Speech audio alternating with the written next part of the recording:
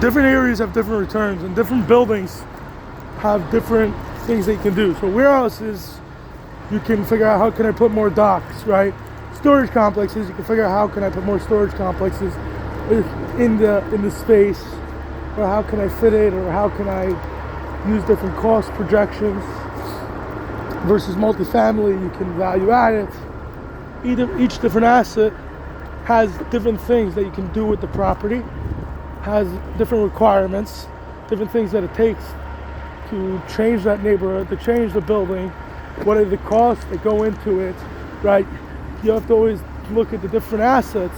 An RV park, it's based on how can you put more pads ultimately. So you have to think, what is the best way to ultimately get a return of what you want to do, right? So different multifamily, you could do different things.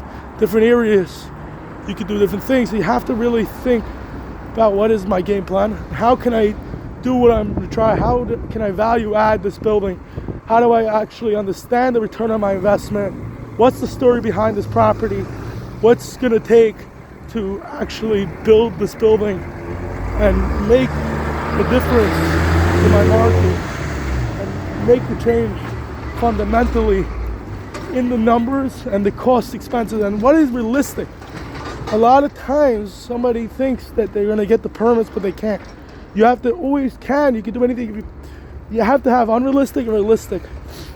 So you have to think about how can I do it in the best way that gets this dream, but also realistically, and what is it going to take me to actually build? How long will it take?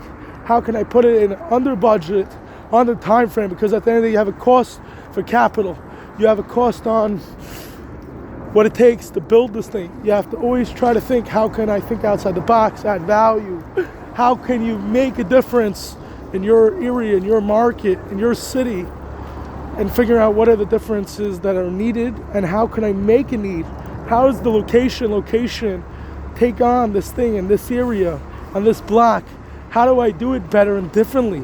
That this single family, this multifamily, this RV park, this storage complex actually has what you say you have.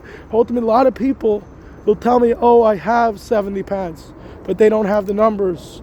Or it's an off market and the guy has, but to push him to put on the numbers or to get the product that it says and to actually make it what it really is. You have to figure out what it really is to ultimately get what you need. If you're trying to take on something an owner occupied and change it from an owner occupied to a team, then you have to put in that capital expenditures. You have to figure out what's it now going to cost me, because at the end of the day, you're taking on over an owner. The owner, basically, he spent his whole time, his thing, and he took a somewhat small salary, $50,000, $100,000, $150,000, $200,000, right? But he didn't put that into his numbers, how much it costs. So you're going to have to put that in when you're looking to buy this RV park. When you're looking to buy this RV park, you have to ultimately understand. And a lot of times I look at these RV parks and people, they say a lot of things, but then at the end of the day, when you go get the numbers, figuring out what you need as a net operating income, what do you need as a cap rate, what do you need as the different ROAs, what are the differences that you need to get done to accomplish this property, and what type of risk can you take versus reward, and what is the real money that you make that you can spend ultimately. So you have to figure these things out. On RV parks versus multifamily, you can value add it.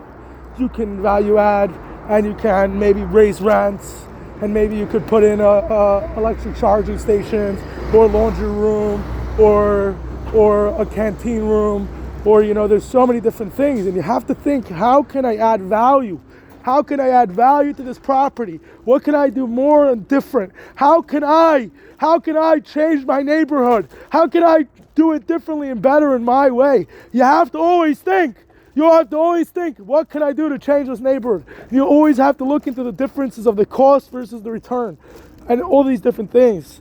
And at the end of the day, a lot of times it's peeling back the layers and getting all the different people to figure out the places, the numbers,